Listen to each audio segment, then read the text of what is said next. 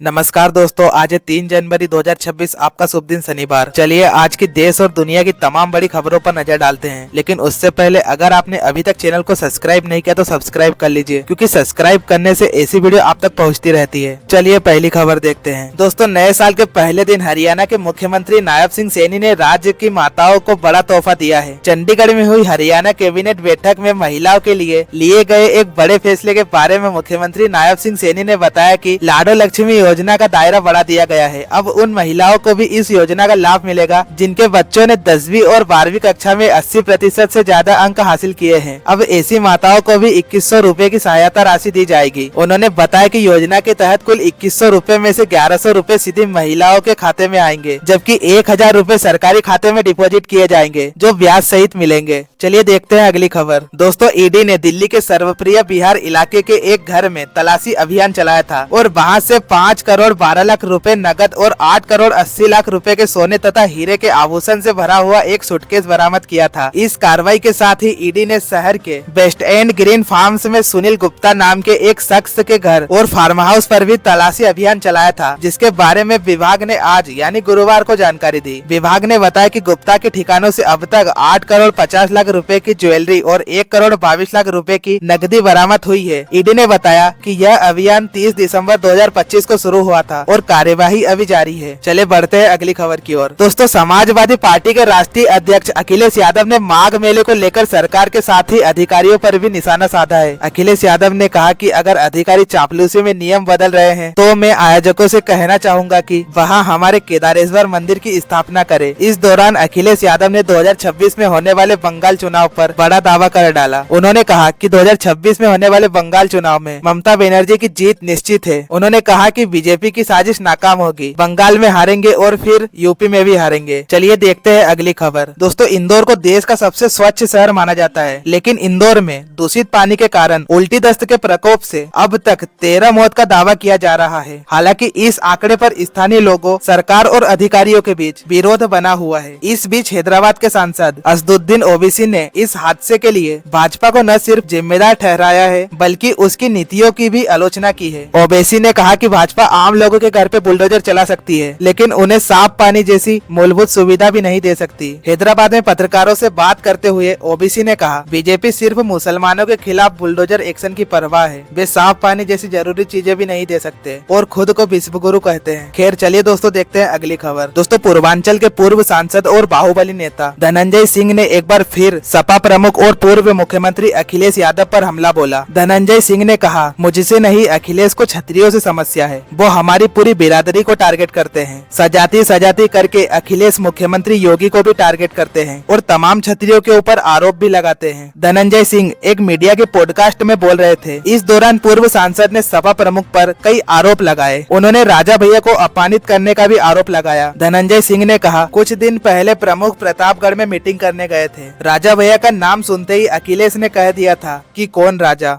पूर्व सांसद बोले, जिसके साथ आप कैबिनेट में 5 साल रहे हो उसको आप ऐसे कैसे कह सकते हो। चलिए दोस्तों देखते हैं अगली खबर। दोस्तों, भारत और बांग्लादेश के बीच बढ़ते तनाव के बावजूद तेज गेंदबाज मुस्तफिजुर रहमान के इंडियन प्रीमियर लीग 2026 में कोलकाता नाइट राइडर के लिए खेलने की संभावना बनी हुई है। मुस्तफिजुर इस मिनी ऑक्शन में बिकने वाले एकलौते बांग्लादेशी खिलाड़ी रहे, जिन्हें केकेआर ने 9 करोड़ 20 लाख रुपए में खरीदा। हालांकि बांग्लादेश में हालिया राजनीतिक अस्थिरता और हिंसक घटनाओं के कारण सोशल मीडिया पर केकेआर और बीसीसीआई की काफी आलोचना हो रही है और कुछ राजनीतिक नेताओं ने बांग्लादेश खिलाड़ियों को लीग से बाहर करने की मांग की है। इस विवाद पर भारतीय क्रिकेट नियंत्रण बोर्ड बीसीसीआई ने स्पष्ट रुख अपनाते हुए फिलहाल वेट एंड वॉच की नीति अपनाई है। बीसीसीआई का कहना है कि सरकार के निर्देशों के बिना किसी भी खिलाड़ी पर प्रतिबंध नहीं लगाएगा। बोर्ड के एक वरिष्ठ अधिकारी ने स्थिति को स्पष्ट करते हुए इनसाइड स्पोर्ट्स से कहा, स्थिति संवेदनशील है, हम लगातार सरकार के संपर्क में हैं। फिलहाल ऐसा कुछ नहीं है जिससे बांग्लादेशी खिलाड़ियों पर बैन लगाया जाए और मुस्तफिजुर आईपीएल खेलेंगे। उन्होंने कहा, बांग्लादेश कोई दुश्मन देश नहीं है। बोर्ड वर्तमान में T20 वर्ल्ड कप 2026 के लिए विदेश मंत्रालय के साथ बांग्लादेशी खिलाड़ियों के वीजा संबंधी बातचीत भी कर रही है। हालांकि मुस्तफिजुर की आईपीएल में पूरी उपलब्धता अभी भी कई कारकों पर निर्भर करती है।